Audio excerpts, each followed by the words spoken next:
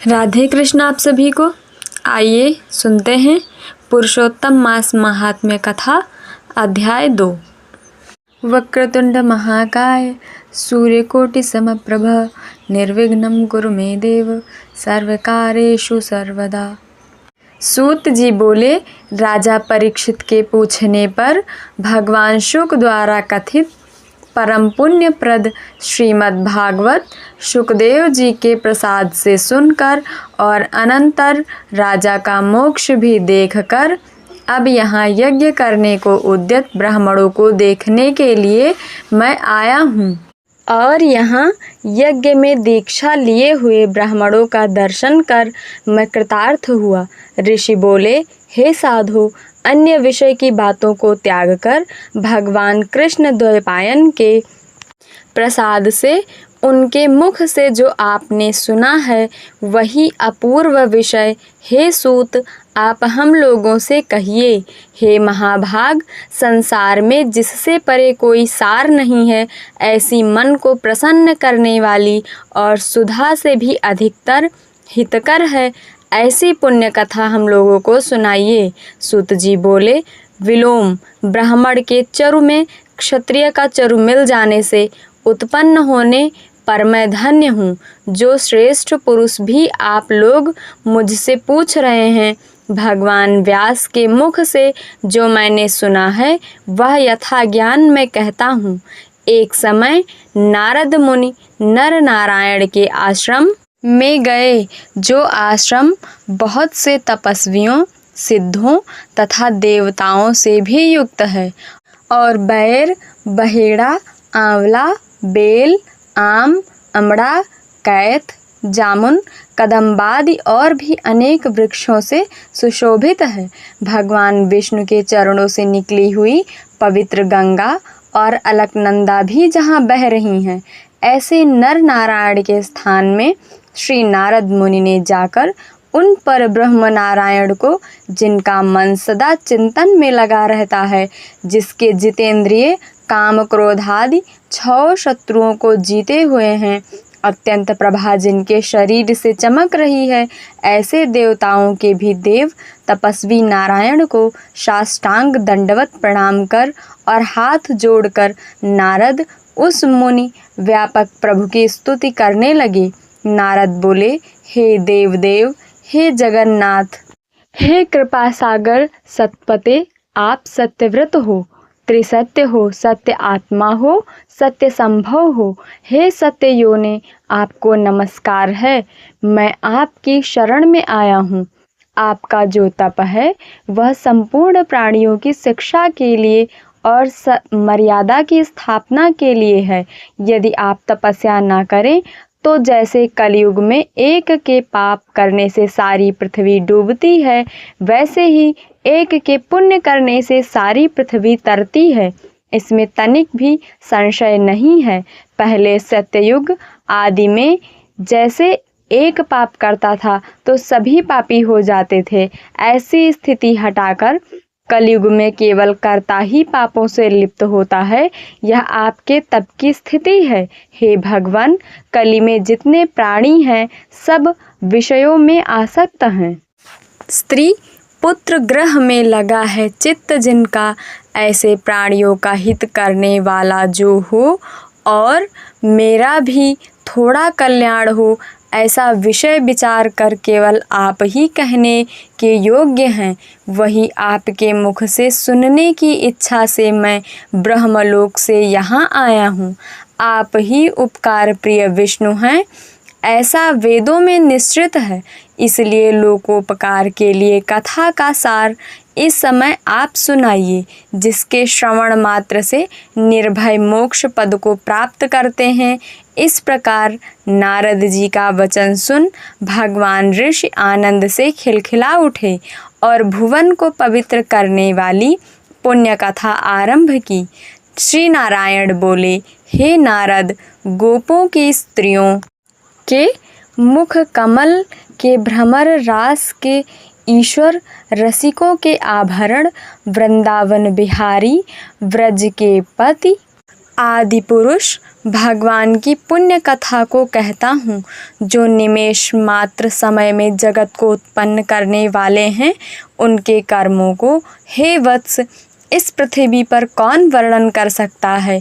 हे नारद मुने, आप भी भगवान के चरित्र का सरस सार जानते हैं और यह भी जानते हैं कि भगवत चरित्र वाणी द्वारा नहीं कहा जा सकता। तथापि अद्भुत पुरुषोत्तम महात्म्य आदर से कहते हैं।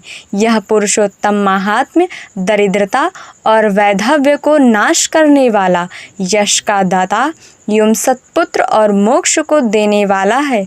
अतः शीघ्र ही इसका प्रयोग करना चाहिए। नारद बोले, हे मुने, पुरुषोत्तम नामक कौन देवता हैं? उनका महात्म्य क्या है? यह अद्भुत सा प्रतीत होता है। अतः आप मुझसे विस्तार पूर्वक कहिए। सूत जी बोले, श्री नारद का वचन सुन नारायण क्षण मात्र पुरुषोत्तम में अच्छी तरह मन लगाकर बोले। श्री नारायण बोले, पुरुषोत्तम, यह मास का नाम जो पड़ा है वह भी कारण से युक्त पुरुषोत्तम मास के स्वामी दया सागर पुरुषोत्तम ही हैं। इसीलिए ऋषिगण इसको पुरुषोत्तम मास कहते हैं। पुरुषोत्तम मास के व्रत करने से भगवान पुरुषोत्तम प्रसन्न होते हैं। नारद जी बोले, चैत्रादि मास जो हैं वे अपने अपने स्वामी देवताओं से युक्त हैं, ऐसा मैंने सुना है, परंतु उनके बीच में पुरुषोत्तम नाम का मास नहीं सुना है। पुरुषोत्तम मास कौन है और पुरुषोत्तम मास के स्वामी कृपा के निधि पुरुषोत्तम कैसे हुए? हे कृपा निधि, यह आप मुझसे कहिए। इस मास का स्वरूप विधान के सहित हे प्रभु कहिए।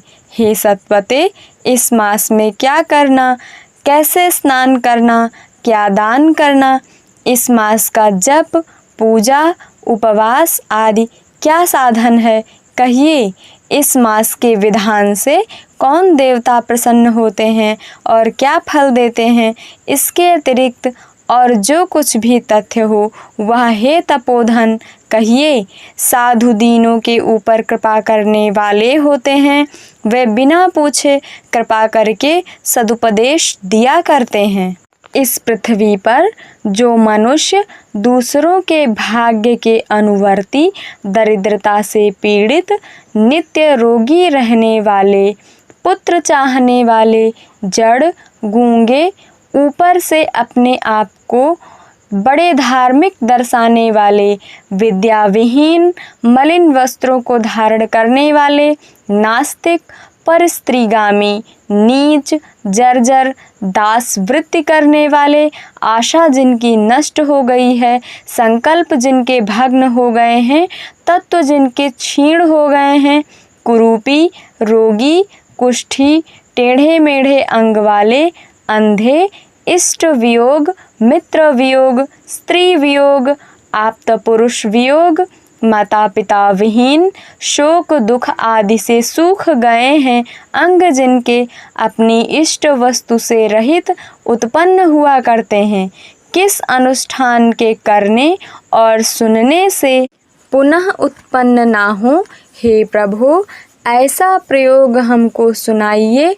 वैधव्य, वंध्यादोष, अंगहीनता, दुष्ट व्याधियाँ, रक्तपित्त आदि, मिर्गी, राजयक्ष्मादि जो दोष हैं, इन दोषों से दुखित मनुष्यों को देखकर हे जगन्नाथ मैं दुखी हूँ, अतः मेरे ऊपर दया करके हे ब्राह्मण मेरे मन को प्रसन्न करने वाले विषय को विस्तार से कहिए।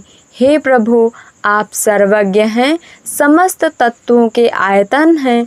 सूत जी बोले, इस प्रकार नारद के परोपकारी मधुर वचनों को सुनकर देव नारायण चंद्रमा की तरह शांत महामुनि नारद से नए मेघ के समान गंभीर वचन बोले। ओम तत्सत। बोलो पुरुषोत्तम भगवान श्री कृष्णचंद्र महाराज की जय। बोलो जय श्री राधा कृष्ण।